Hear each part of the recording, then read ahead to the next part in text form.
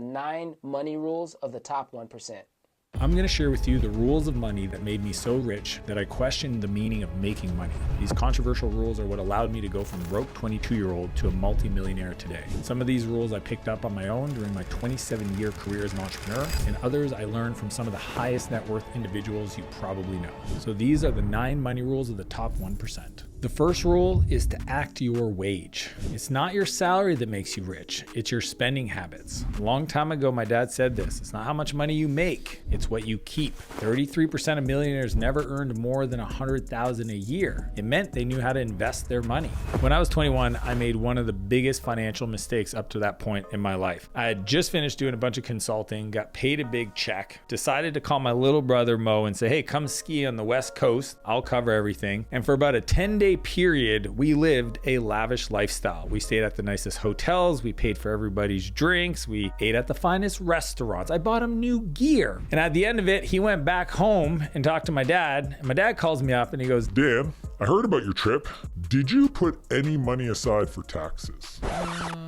No, I thought that was my money. No, Dan, you got paid that gross. You need to pay taxes. Essentially, half of that money wasn't even mine. And that's the moment I realized I needed some help. So I ended up hiring an accountant and he put me on payroll. And then that way I lived off of what he gave me. The rest of it was being saved in my business account and I didn't get the two confused.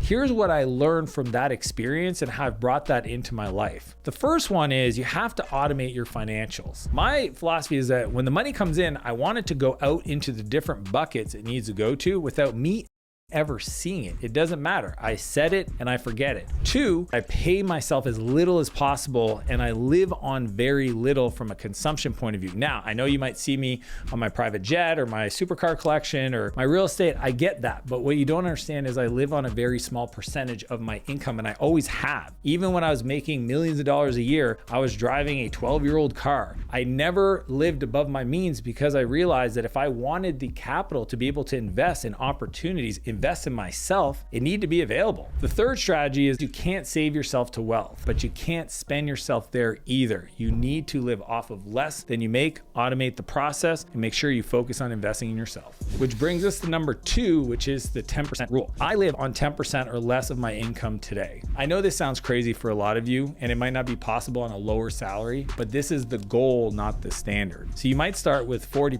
60%, maybe 80% of what you make, but you can work towards that goal. Save 9. Paying yourself a certain amount of money per year while the rest kind of goes right back into the company so that you can continue to expand and build. And reinvested in income generating asset, you being the primary asset, and 2, things that produce capital. And this one's kind of crazy, but I believe one of the best assets to own is a life you're proud of.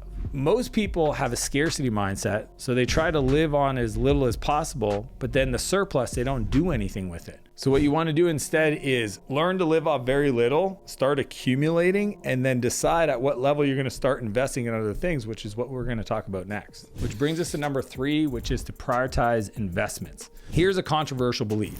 Broke people make money to buy things, middle-class people make money to get loans to buy things, and wealthy people invest in income-generating assets. See, some of you guys are like 1 inch away from opportunities that could actually make you money to cover the payment on something, but instead you take that money and you put it into a depreciating asset, and then you got to keep working and working and working to try to keep up your lifestyle. What they should do is say, what is the skill that if I invest in to get better at, it would have an immediate impact to my income generating abilities, like a promotion and my job? Or can I go learn a different skill that can get me a better job that can make me more money? Or could I start a side hustle with a new skill that's going to make me just as much money as my current job? And is there a way for me to invest to cover the increase in lifestyle you might want? Number 4, which is to have a nest egg. Here's where most people mess things up. When things happen, and they will, like the 2020 global event, it's going to demand of you resources. I had a friend who had a business, and because it was shut down the whole time, he hadn't saved up any money whatsoever to cover any of his costs. All he needed was about 3 months of operating costs to weather the storm, and instead he had to shut down his business. And this is true for most people in life. Most people get into a spot where they can't afford the bad things thing to happen to them, and then they end up having to make concessions and sell things on the cheap that causes the whole thing to just cause a negative downward spiral. You always want to have a nest egg ready to go in case there's an emergency that needs to get funded. So my rule is that in my personal life, I want at least 6 months of expenses in some kind of saving account. This is liquid, not tied up in stocks where I'm going to pay taxes if I sell it. Now, some of you guys may think like 6 months, that's a lot of money. Think about it this way. I've never seen a situation where somebody loses their job, goes to zero, and within a 6-month period can't find an opportunity to bring it back. If you have 6 months and something bad happens, you have to reset, and that gives you time to not make any massive financial decisions, but just to get back on pace so that you can get in the green again. That to me is a competitive advantage. It's going to allow you to sleep better at night, and while everybody else is freaking out, you're able to stay calm and make good decisions without being Put a nest egg aside for yourselves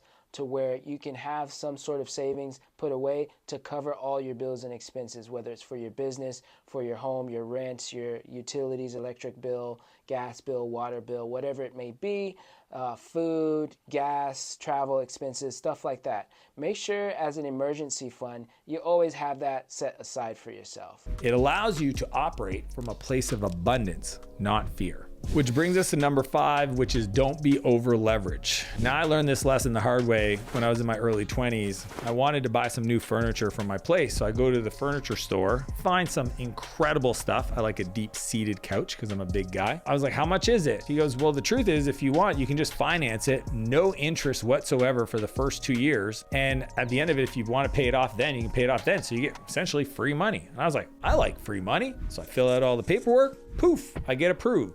Now, there was a bunch of small details that I didn't understand, and at the end of it, I ended up paying a lot more for this furniture, financing it, than I expected. It actually took me another 4 years to pay off. I share that because it's a simple example to understand that sometimes with consumer debt or our home or other types of loans that we just magically get accepted for, always make sure you put money aside to invest into yourself so that you can have the knowledge and the financial literacy and the background in terms of business acumen is always going to be the utmost valuable thing that you can ever do in your life. Skills to become more valuable to the market, then you're always going to be at the mercy of other people's decision on how much of a raise you're going to get. The 3 to 5% a year, that's not going to work. When you're trying to keep up to the Joneses and you're living in new neighborhoods and you see people driving the new BMWs and having these extravagant birthday parties for their kids, and you just feel like you got to go on these vacations to Italy, it just makes it really tough because then you don't have anything left over to invest in your earning potential. So my whole philosophy early, and I got lucky, but I'm going to tell you, is delay the lifestyle expenses as much as possible. Take that money, invest in you to be able to build a surplus. Get to a point where your income is more than your spending and save it. And with that, you'll create real wealth.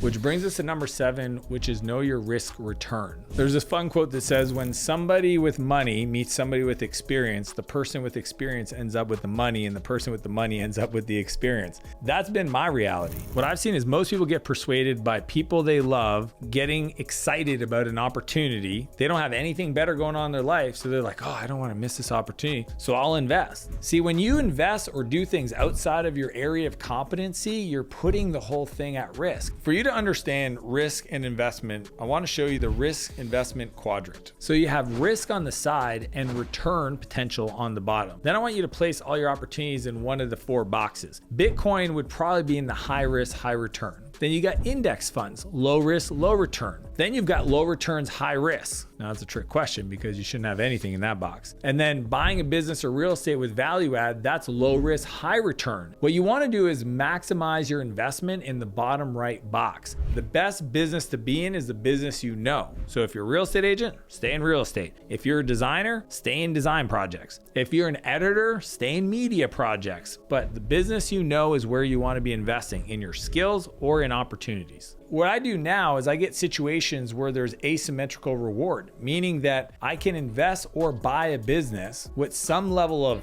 upside that's guaranteed because I know what I'm doing, and the fixed downside, because it's an industry that I know better than most, I don't personally guarantee it, so I'm not putting my whole personal net worth at risk. And then I take that thing and I can add value to make it bigger. That's win-win, which brings us to number 8, which is if you have skill sets, utilize your own skill sets that you currently possess and create value in the market. build a personal P&L. Here's a crazy idea. I think every household should treat their house like a business. You have profit and loss. You have your salaries you take in, you have expenses, and you either have money saved over at the end of the month or you have a loss. And it's not a good business to be in if you're not making money. So if you don't know how to save, fix it. A lot of people don't want to manage their money because they're worried to find out what the numbers actually say. And the truth is that if you put your head in the sand, it doesn't make it better. Not being good with numbers is not a reason not to know where you're at. What's crazy is that this concept also applies to really wealthy people. I had a friend, Manny, he had a very big business. He was making tens of millions a year. And he used to tell me, I just want a simple life. And I go, why is that? He goes, I just don't want too many things to manage. Okay, well, can I offer you some suggestions? Yeah, what's that? Well, if you want all this other stuff, multiple homes and vehicles and boats and all that, why don't you just hire somebody to manage it all? Like, why are you managing it yourself? And he's like, well, I don't know. What, I should have somebody manage it? Do you have somebody manage your stuff at work?